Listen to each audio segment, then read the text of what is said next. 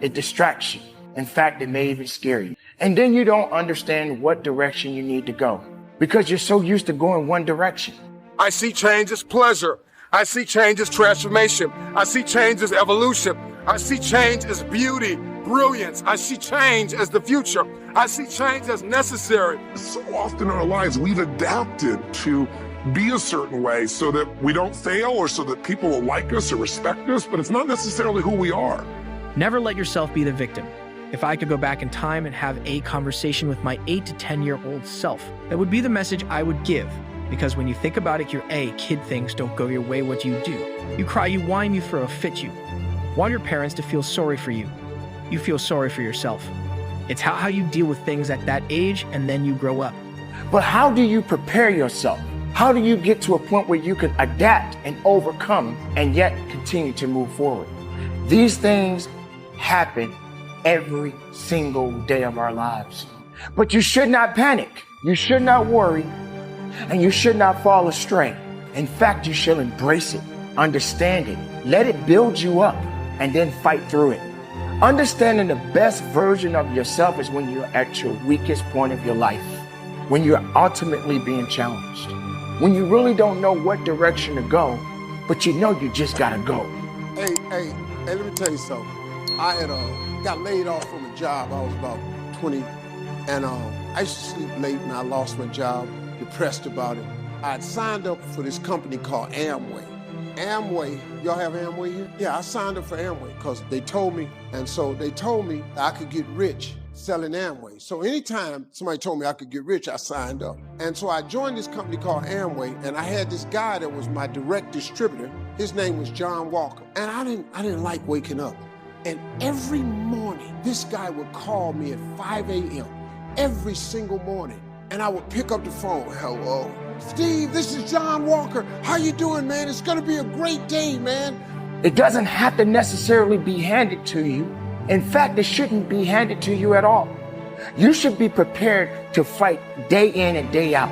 You should already have on your armor, ready to fight, ready to go, being prepared for whatever may come your way.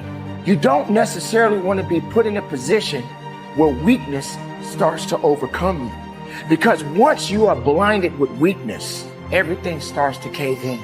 And you will never be able to overcome that because you're so busy worrying about the things that you cannot control. But if you focus, truly focus within yourself and build up something else, awaken something else that hasn't been woken yet, then you will understand that there's more to you than what you could ever imagine.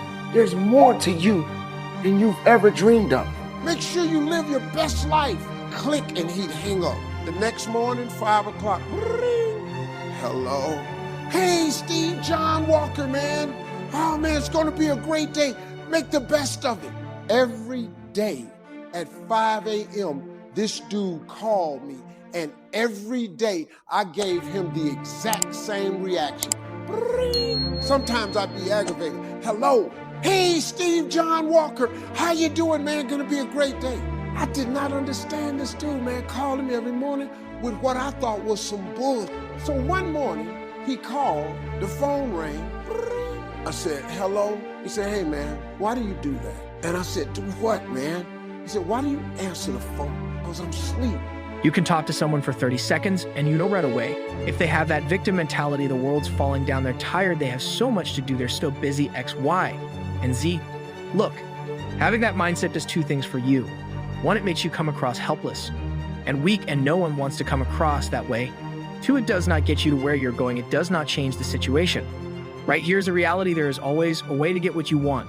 There is always a way to position yourself to move away from what you don't want. You can quite literally become what you want to become. I see that if I don't change, there is a generation of people who are going to be stuck in the same place. If I don't evolve, see, the marketplace rewards those who have evolved. The marketplace rewards those who have become more valuable. You will be rewarded for the pain. Cry in secret, plead in secret, but in public you'll be rewarded. And if everything you listen to goes over your head, you are going to miss your moment and stay living in the midst of the madness of possibility, the lie. Somebody lied to you. Joy comes when you're spontaneous. It's really hard to be truly happy when you're not being yourself. And most of us have no clue who we are. And so a big part of my work, if you've ever been to an event, you know, is to get people to do things spontaneously without thinking, because that's when the real you shows up. That's when the energy comes alive. And when you do that, when you start to connect to your true nature, suddenly there's energy available for you to set a higher standard for what you want in your life. That's what this is really all about. And when I talk about standards, when I talk about, you know, shoulds versus musts, think about your own life. I know there have been areas in your life where some point in time you just shifted and you raised the standard and your life changed. Remember a time when you dealt with this emotion successfully in the past.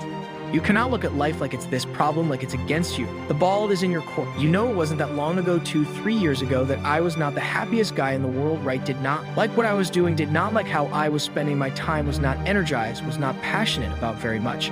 But the time came where I didn't want to live like that. I had a conversation with myself. I stopped being the victim. I stopped complaining, and I asked myself, dude, what do you want? What is your purpose? What is your goal? Who do you want to become? And I literally made the decision and walked away a different person. And the things around me changed, my life changed. Because I made a decision to never be the victim again. And told you that it was impossible. Every time somebody told me I could not do something, I had a decision that I had to make in order to achieve what they said was impossible. The power is wrapped in the truth and in the power of their perspective. It's wrapped in your capacity, your ability to believe in a dream, even if nobody believes in you. Destiny is calling. Your perspective can either become your prison or your passport. It can either arrest you or release you. In 1903, it was the Wright brothers that defied the laws of gravity. And if you know anything about gravity, gravity will pull you down and keep you down. Remember a time when you dealt with this emotion successfully in the past. So if all of a sudden you start to feel depressed, that's a pretty negative feeling. I first of all wouldn't call it depression. I'd say a little bit down. The first thing you do is you go, okay, I'm feeling this terrible feeling. I start to feel depressed. Well, what am I really feeling? Well, I'm really just feeling a little bit down. Okay, great. You know what? That's great. I appreciate it. That's a message. I need to get curious. What is that message? What's the message this thing's trying to give me? And what depression's message usually is, by the way, is you need to reset your priorities. That you don't feel like you're in control. That you got too many things going at once. You feel out of control when you're depressed. So what you have to do is set some priorities and go do the first one on your list. That's what the message is telling you. You feel out of control. The way to get in control, reset your priorities and go do one thing and complete it. The minute you do, your self-esteem will go right back up. That's the message. So what's the message it's offering me? And by the way, I'm going to teach you the 9 most powerful emotions that you probably experience, what their messages are. I became the author of my own story, and you realize just how simple it is to transform your situation. Not easy, right? And it takes time, but there's always a way to get from point A to point B. And this separates the world into 2 kinds of people: people who look at how things are who accept reality as truth, who complain, and people who look at what can be, who make the most of any situation, look at life as if it's clay to be molded, to be shaped. It seems funny to me knowing what I do. Now that I went through any of my life like a hamster on a wheel, that I talk to people every day who didn't energize me, that I didn't want to be around, that I did things I wasn't passionate about, that is insanity. Because if you don't like something, but you do nothing to change it, what's left for you to do? Complain, whine, stay where you are. Please do watch our other motivation videos on the screen now. Thank you.